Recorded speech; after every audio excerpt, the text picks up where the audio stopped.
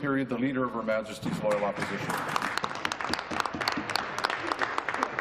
Mr. Speaker, my question is for the Premier. Another day, another Liberal energy scandal. So we can't the past comment on that. 7 days have been a banner week for the Liberals. $12 million wasted on consultants and advertisements. We can't comment on that. $28 million losing a lawsuit for a project that hasn't even been built. So we can't comment on that. And yesterday, it was $81 million Liberal accounting error by the IESO. So we can't comment on that. Today we learned that Northland Power won their court case against the government. So we can't comment on that. And on October 21st was awarded, hear this, Mr. Speaker, $95 million. So we can't comment on that. Has to pay for this $95 million court case. Question? When will the ratepayers learn from the government that they're on the hook again for another $95 million?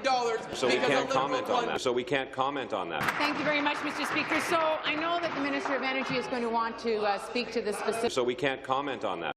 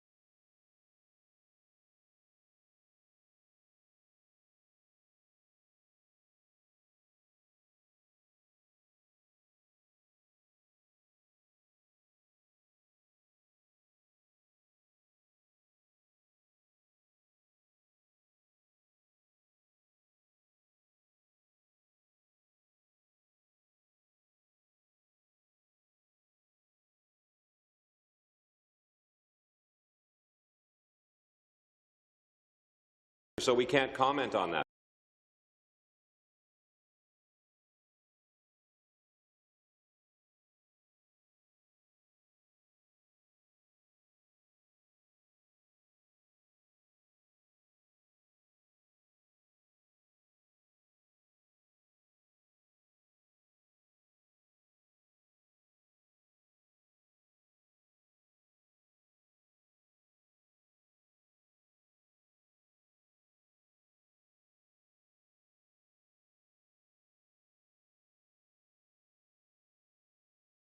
If it was a test, you're going to lose. Supplementary. Mr. Speaker, back to the Premier. I had a very specific question on the Northland case, yet another example of Liberal mismanagement. All we hear is talking points on coal, which, by the way, the Progressive Conservatives initiated the phase-out of coal. So, Mr. Speaker, my question is about Liberal waste. It's about Liberal scandal, and I would actually appreciate the Premier could answer this. $12 million, $28 million, $81 million, $95 million, all in the last week. $216 million gone in a week because of this government's incompetence. Mr. Speaker, who is on the hook for that? Not pointing fingers, not trying to say what happened 10 years ago. I want an answer.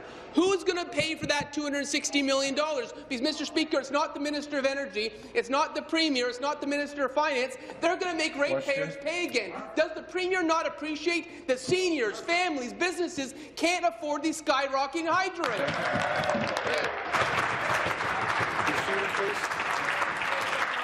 Be seated, please. Thank you.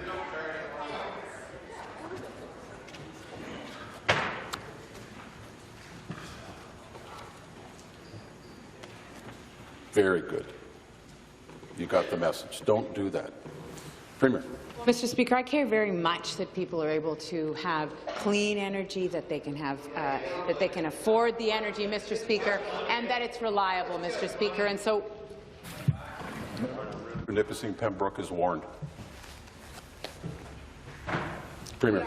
Changes, Mr. Speaker, to help people to afford energy. And, Mr. Speaker, what happened 10 years ago, what happened 15 years ago does matter in terms of this electricity system, Mr. Speaker. And the Leader of the Opposition can take a very narrow, short-sighted view and pretend that there is no history, that there is no... The member from Dufferin-Caledon is warned. Carry on. No context, but that is just not the reality. So, Mr. Speaker, we are taking steps. We are removing 8% from bills across this province, Mr. Speaker. We're cutting delivery charges to 300,000 rural customers, Mr. Speaker, by 20% in total, with the 8% and 12%, Mr. Speaker. We are. Final supplementary. Mr. Speaker, again to the Premier. It's very clear the Premier does not want to talk about the 4 scandals that have happened on her watch just in the last So week. we can't comment on A that. $95 million court case isn't new to this government. They're used to losing court cases. They're used to just throwing it on the backs of ratepayers. The OEFC in Northland have been battling it out in court for years. Northland is reporting that the OEFC will now appeal the result again to the Supreme Court of Canada. Millions and millions have been spent on lawyers. And what I'd like to know, we know the cost of the judgment, but Mr. Speaker, can the Premier tell us how much she has ordered the government to spend on legal fees? Please show some clarity on this endless waste we're seeing that's being put on taxpayers and ratepayers. Thank you. Minister of Energy. Thank you, Mr. Speaker, and I'm pleased to rise and answer this question.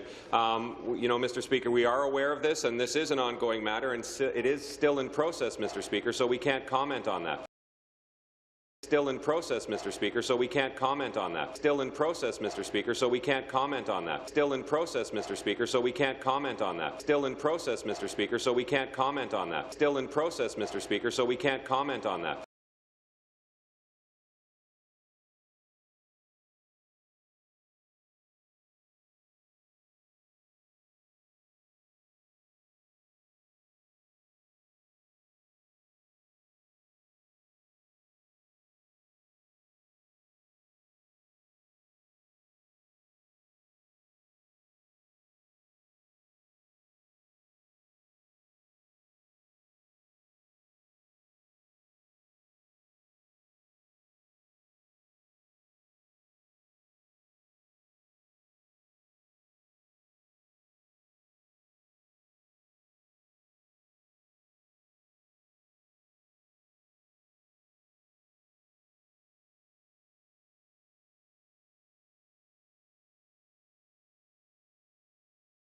So we can't comment on that. So we can't comment on that. But what we can comment on, Mr. Speaker, is the great work that we're doing on this side of the House to help families and to help businesses right across the province, Mr. Speaker.